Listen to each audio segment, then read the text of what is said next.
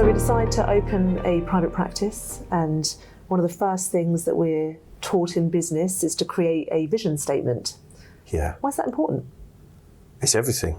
It's the dream.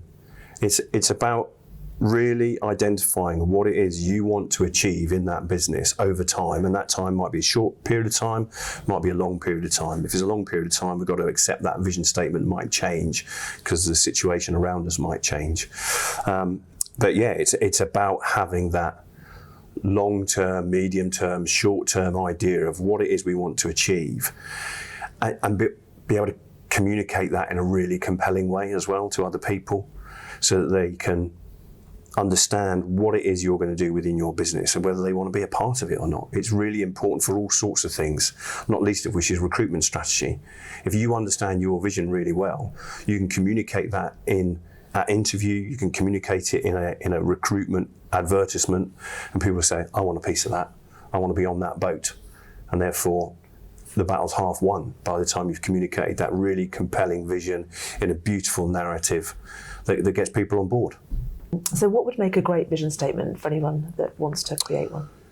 Well, in my experience, the best vision statements have got three constituent parts. The first one is it's aspirational. We want people to achieve stretch targets. They work harder if there's a stretch target.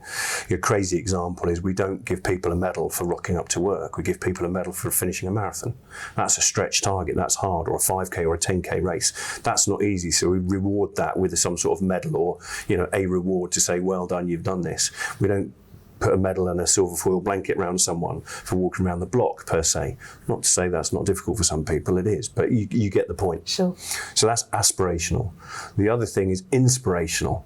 We want people to get out of bed and come to work, and if it's not inspirational where we are, then it's by default, it's boring.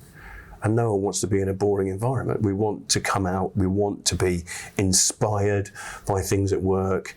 And if we're inspired, then we ourselves are going to play to that intrinsic motivating factor that allows us to get out of bed, get into work, work hard for the team around us and for the job that we've got. So that's the first two. And the third one, which a lot of people struggle with this one, it's transparency. There's got to be an appropriate level of transparency, and appropriate's a bit of a dodgy word, isn't it? It can mean different things to different people. But in terms of vision statement, the transparency has got to be there so that every single member of the team understands what part they play in achieving that vision. Because I think it goes further than that, doesn't it? I think transparency is about knowing what is the marker for success. Yeah. When have we achieved success? When have we achieved our vision?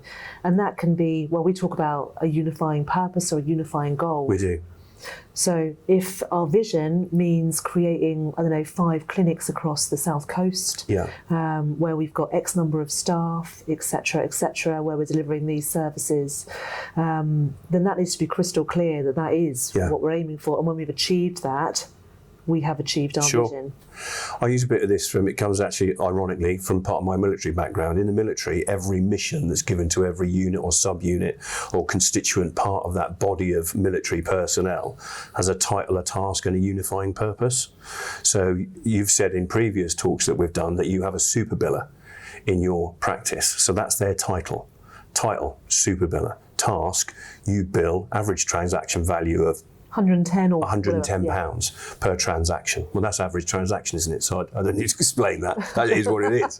So £110 in order to allow the practice to bill £50,000 a month or be £1 million turnover by the end of the year. So that's the title, task and unifying purpose. Really easy to remember, and that plays into this vision statement so that everyone's got their role, and as long as they've got the transparency to identify what that role is, then they're going to step up and do it because it's inspirational, aspirational, and they're going to really celebrate being there.